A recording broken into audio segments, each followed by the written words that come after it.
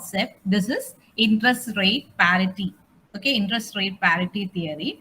This is, in fact, the primary theory guiding the movement of exchange rate, or as we say, the currency movements within a market. So that is why, from the context of international finance, this theory proposed by Irwin Fisher, as the name indicates, is very important. No, interest rate parity theory, it has a general overview. Later in our discussion, we will be discussing about the Fisher effect and international Fisher effect, which is proposed by Irwin Fisher. Okay. He is actually, as you know, an American economist who went with predicting the trends or movements in the international exchange rate. So, to begin with, we will first start our discussion with the what is interest rate parity theory all about, or what does this parity, this equilibrium talks about. So that's our first point of discussion. So as an introduction, say I'll just give you. Imagine we are doing business with different countries. Okay, we together are going to do business with different countries, uh, and at times the possibility is we might be receiving revenue or maybe payments in the local country currency of these countries.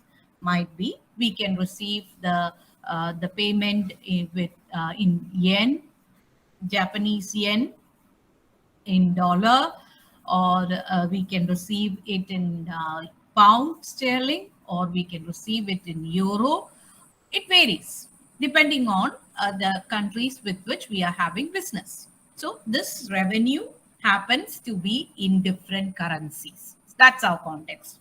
We have revenue earned from our international business, which is denominated in different currencies from different countries. This is the context of our discussion. Now, with that, we have two choices. One is we have a possibility of investing that in the same country.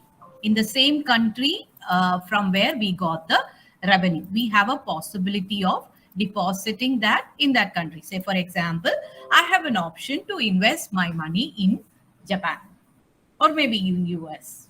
So that's one option where I'm not going to convert this currency into Indian rupee, but I think of investing that in that specific country itself in the local currency. So I don't have that conversion, the possibilities that are involved in looking at the exchange rate, the conversion, all these. I'm just avoiding. I make my investment in that country itself. That's my first option. The second option which I have is I receive it, which is mostly used by the individual as well as institutional investors, where what they do is they convert that into the local currency. Say, for example, in our case, we convert that into domestic currency, that is Indian rupees. Okay, we convert that and then make our investments here in India itself. So when we convert our the local currency, the currency which we earn from different nations, into our domestic currency, there is a concept called exchange rate. We know that exchange rate is the rate at which one currency is converted to another. So as we said, in case of international business, we have received currencies from different countries because we had trade relationship with these countries. And then what did we do is we had two options. One was investing in the same country, so there is no concept of exchange rate. And the second one is converting that into domestic currency and investing within our country, that is India. So these are the two options available for us as in the arena of international business. Now, when we are going with the conversion rate, there are actually something that will come into action, which is exchange rate. We have learned that exchange rate is the rate at which one currency is converted into another, right? So that can vary. Suppose, long back, we often say that long back during independence, maybe it is very difficult to believe, but that's what been proved in records, that At the time of independence, Indian rupee was equivalent to one rupee was equivalent to $1. And some even say that it is little higher. It had a value little higher than dollar. So that was a condition that was prevailing during the time of independence. Then what happened to this Indian rupee? Now we know that if we have to get $1, we have to pay ranging between 74 to 75 rupees, which means Indian rupee has depreciated in its value. Earlier, if I convert my Indian rupee during the time of independence, if I convert 1 rupee to dollar, it had a more or less equivalent value. But now I have to pay more. If I have to get, say, 1 lakh dollars, I might have to pay 74 lakhs. Right? So that condition is trying to be explained through the concept of interest parity theory. That's the logic. Why this scenario? Why is that some currencies are depreciating at the same time some other currencies have an appreciation over the years? Why that has happened? We said the example of Indian rupee and dollar. Why this has happened? So for explaining this aspect, we are going to use something called as interest parity theory. So that's why we say that when the interest rate in these two countries are equal, in that case, we can expect something called as interest rate parity. And accordingly, that will also be identified with respect to exchange rate. The value of currency appears to be more or less equal. If the interest rate in two countries are supposed to be equal, then the exchange rate, the value of currency, like exchange rate, why we have to pay more? Because maybe one currency is valued more than the other. In our case, dollar is valued more than rupee, right? So if the interest rate appears to be same, then the value of currency also will be more or less same. That's been proved by interest parity theory. So in that context, we will be looking into two aspects as spot rate and forward rate. Now, what is spot rate? Spot rate is the rate at which I can convert my currency. Say, for example, I'm trying to convert US dollar, which I got in my trade, into Indian rupee at so and so rate. Today, as of now, it would be changing as per the demand and supply in the market. Forward rate is the movement, the future movement of the exchange rate depending upon the value of the currency, maybe after 1 month. There are formulas for correction for computing this forward rate of forward exchange rate or forward rate of currency, but presently we are not discussing that because that's not the computation is not part of our syllabus. But the forward rate talks about the movement of currency in future. What is it? How currency is going, or what are the factors that is going to drive the movement of the value of currency in future? So one such meaningful accepted explanation was given through interest parity theory. Why some countries appreciate, another depreciate over the period. So this is the context in which we are going to discuss about interest parity theory. Now, interest parity theory explains the exchange rate between two currencies depends on the interest rate prevailing in two respective countries. I said the example of US because it is very easy to understand. Interest rates are very low in US when compared to Indian context. Normally, we have a difference of 5 to 6% in the general condition. Sometimes it is more than that. So this explains the reason why the dollar, the value of dollar is appreciating against rupee. This is the crux of interest rate parity theory. The theory says that exchange rate or underlying thing in that is the value of currency of a particular country depends on the interest rate that is prevailing in that country.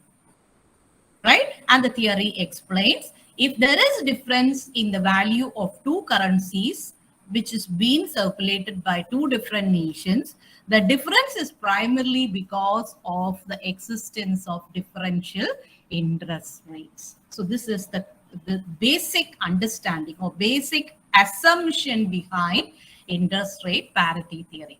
And if the interest rates are same, or it appears to be same, the theory says that the exchange rate also would be more or less same, or the value of currency, there will not be much difference between the value of the currency between these two nations. Right now, we are going to look at an example with India and USA. See, for example, the interest rate in India is 7% and in USA it is 2%. The prevailing rate is 2%. So there is a difference, right?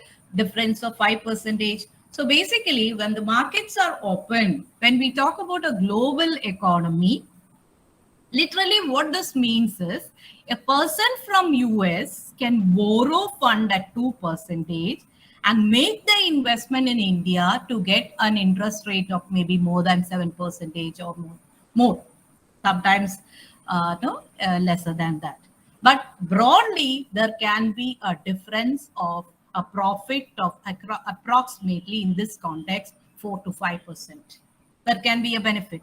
Why? The interest rate for borrowing, this is annualized rate per annum. Both of these are annualized rate. So the interest rate in US is just 2%. And in case of India, it is 7%. So what happens here is, generally in an international trade, people will be thinking about the opportunity, arbitrage opportunity of borrowing from the US market and investing in the Indian market to get a higher return. This will happen. That's what the theory says about. And in the prevailing market condition, yes, there are differential interest rate that is prevailing in US and India. So that's why I have written it like this: borrowing from US and investing in India to get a higher return.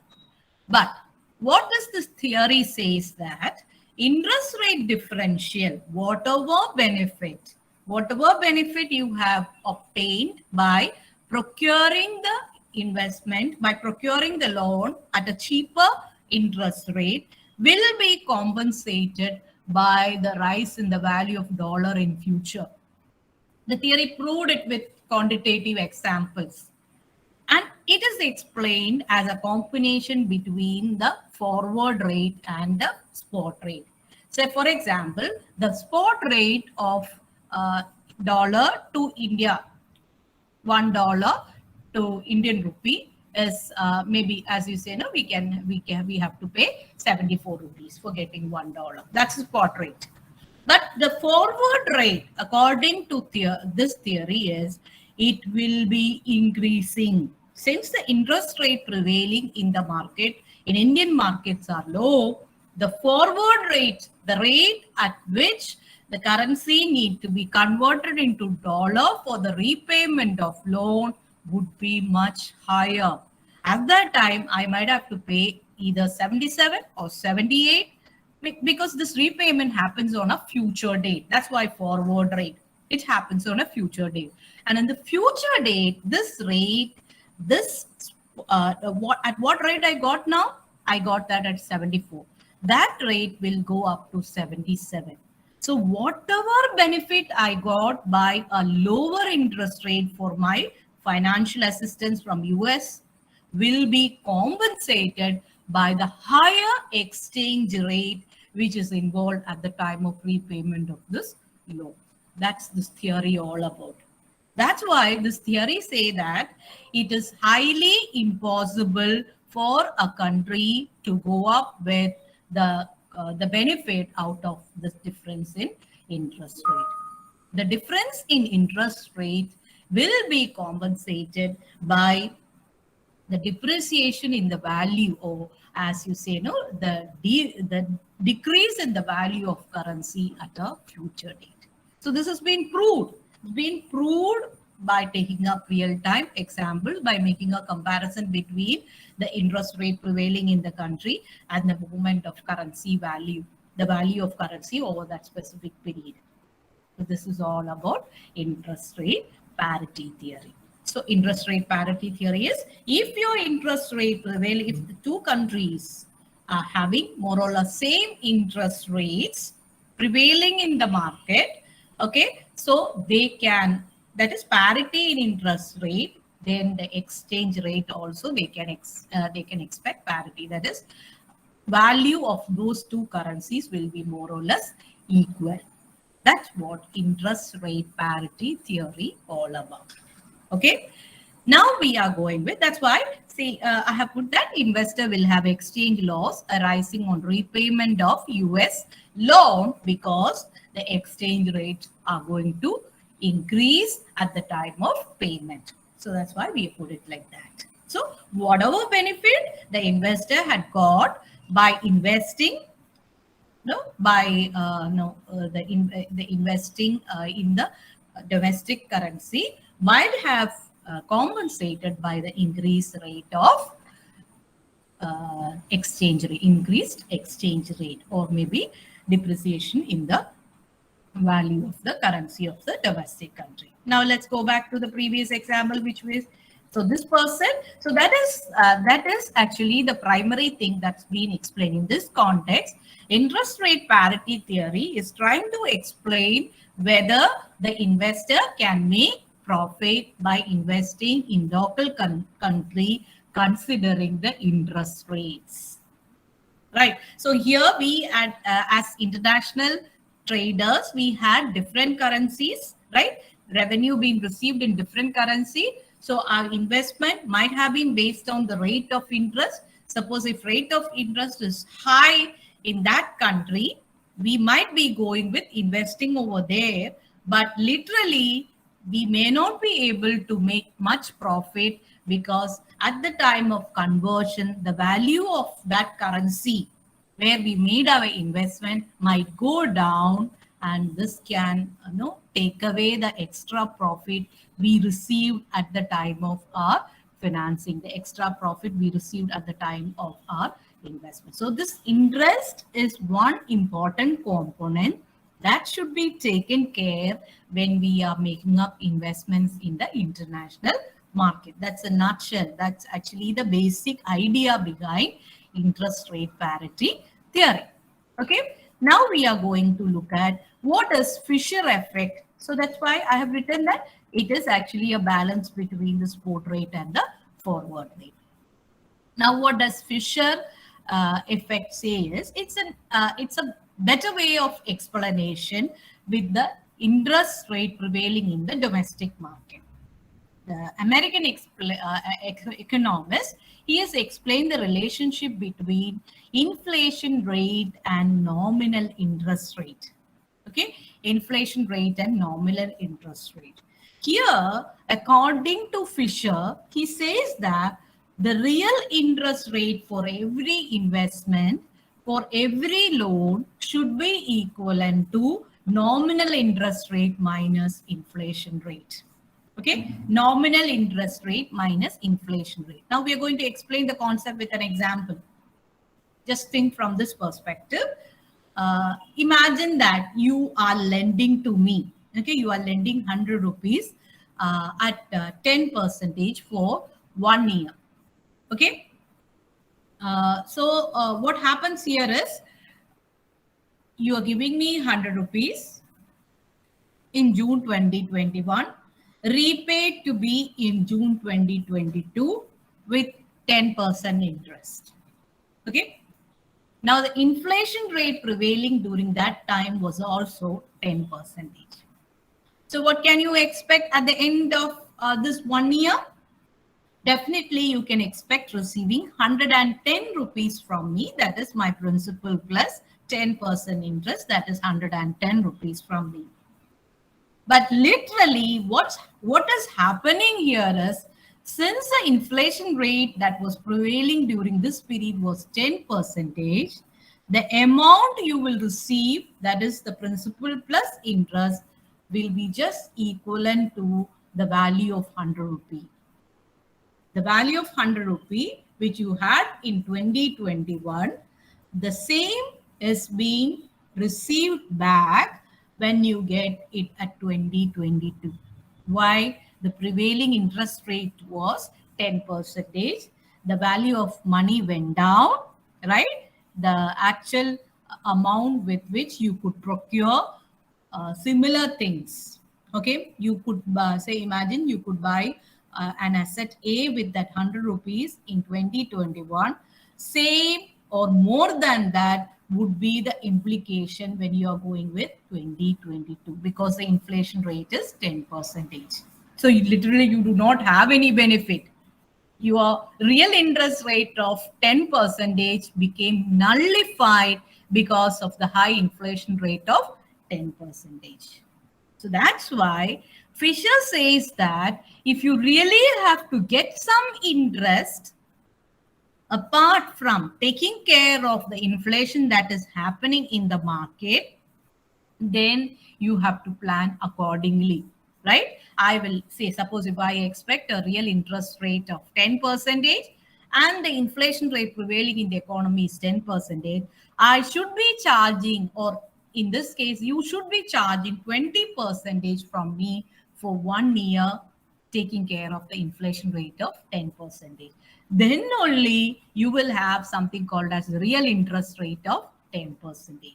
In the previous case, you charge 10%, but unfortunately, because of the high inflation rate, the value of money went down. So actually, what you had after 1 year is the same amount, same value of money which you gave to me at the beginning of June 2021. So that's why Fisher has come up with a formula where he said nominal interest rate is actually a sum of real interest rate plus inflation rate. I have diagrammatically represented this in this form. That is, nominal interest rate is equal to inflation plus real interest rate. Say, suppose I expect an interest rate of 5% and the inflation rate prevailing in the market is 10%, then naturally I will be charging 15% interest for my investments instead of just 5%. Why? If I charge 5%, that investment is actually a loss to me, because the actual inflation rate in the economy is 10%. And if I've just charged 5%, that is not at all enough for covering the inflation also, covering the depreciation in the value due to inflation.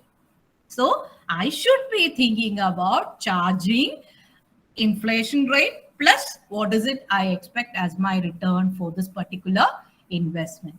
That's all about Fisher's nominal interest rate theory. Okay, so that's the context in which we discuss Fisher effect. Now we are going to extend this effect to the international context.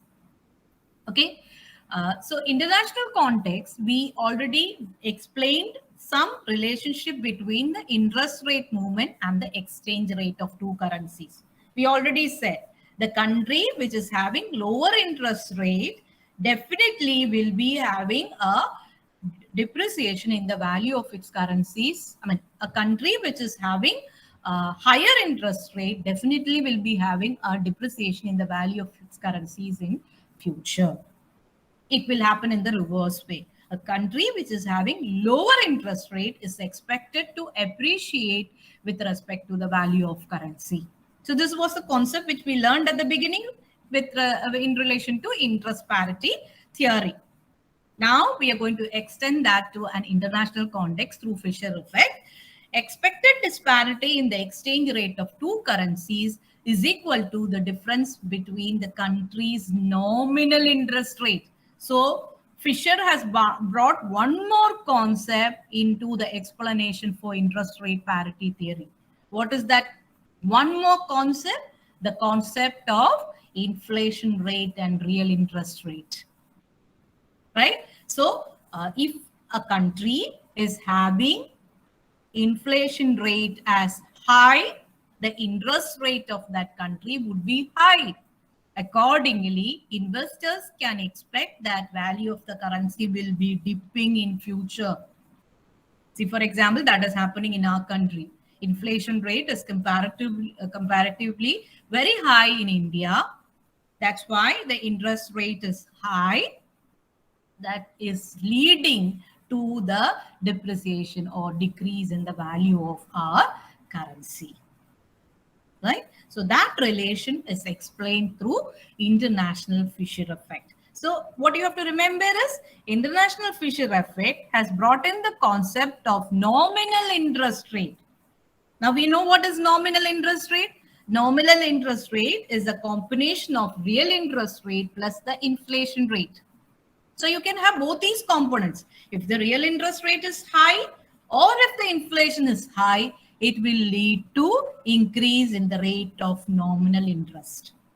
And if the nominal interest in a country is very high, accordingly, the value of the currency in that country is expected to be decreasing. So this nominal interest rates, Fisher, according to Fisher, he says that this nominal interest rate trends can be used to predict the changes in exchange rate. There are a lot of studies, research, even thesis being undertaken in this, studies being conducted and the reports being presented in this area. Some of it is already funded by central government. What does the theory looks at?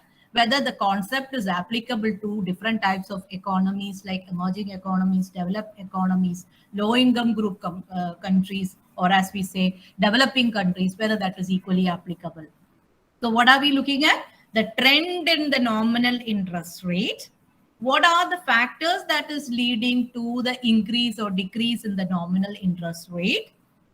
And how good is this to predict the exchange rate, the movement of foreign exchange rate? So Fisher is trying to explain from this concept that if you look into the trend of nominal interest rate, we would be able to understand or predict the movement in exchange rate. So accordingly, we can plan our investments. And the net result of this theory is countries with higher nominal interest rates experience higher rates of inflation. Why it's by nominal can have a combination of inflation as well as real interest rate. So both of these factors can go with lead to increase in nominal interest rate. So generally, for emerging economies like India, the nominal interest rate is increased because of high inflation rate, which will result in currency depreciation against other currency. Right? So this is the concept of international Fisher effect. Now going with a recap of what has happened, what we have learned in our today's class. What we have learned is interest rate differential will have been compensated by rise in the value of dollar or maybe rupee, or it will lead to a rise in the value of currency, rise or fall. Like interest rate differential, a country having higher interest rate can expect lower value for its currency. A country having lower interest rate can expect to have higher value for its currency. We set the example of India and US. So that was our first learning point, which we learned through interest rate parity theory. Right? Now the second one, what we learned is there are two aspects. That is what proved by interest rate parity theory. One is the spot rate. The spot rate is the rate at which we convert our currency into the, say for example, if I want to convert dollar into rupee, the rate at which dollar can be converted into rupee. So for example, we say that $1 is equivalent to 74 rupees. So that's spot rate. It can be in the reverse order. Forward rate is the rate at which this currency would be converted to another currency at a future rate. It talks about the movement of exchange rate for the future in a predetermined future date. That happens in derivative market. Generally, that happens in derivative market, which we are going to learn in detail in the next semester. Now, this forward rate is very much important for finding out the profit or loss from the international trade. So it's been said that if there are differences between the interest rate prevailing in the country, and if you try to take the benefit out of that differential in the interest rate, The theory says, interest rate parity theory says that literally there is no profitability for such business because of the lowering trend of currency rate, currency exchange rate. We set the example with quoting the taking loan from US where the interest rates are lower, and then investing in India where the interest rates are higher for investments. But literally this benefit as per interest rate parity theory will be compensated when we are trying to repay our loan in dollars. By that time, dollar against rupee will be appreciated. The value of dollar against rupee will be appreciated. Why? The interest rate prevailing in US economy is lower than the what is prevailing in our country, India. So this is the theory about the first learning point of our today's class. The second one is we learned something called as nominal interest rate. That is Fisher effect. The Fisher effect says that the nominal interest rate is something that is a combination of real interest rate plus inflation rate. So if you really have to get a 5% or 10% interest for your investment, you have to add inflation rate along with that to come up with the nominal interest rate. That's the second learning point which we had in our today's class. And the last one which we learned was international Fisher effect, which says that higher the nominal interest rate, which would be the countries having higher nominal interest rate would experience currency depreciation against other currencies where there is lower nominal interest rate. And the higher nominal interest rate can be a resultant of high inflation rate prevailing in these countries. So that is international Fisher effect. The international Fisher effect helps us to predict the trend of exchange rate by defining the relationship between nominal interest rate and exchange rate movement. Okay, so nominal interest rate being higher, you can expect the value of currency being lower. And nominal interest rate being lower, you can expect the currency of that country to be at a higher. So these are the three aspects which we learned in our today's class. We started with discussion of interest rate parity theory. Then we discussed about Fisher effect, and the last about the international Fisher effect.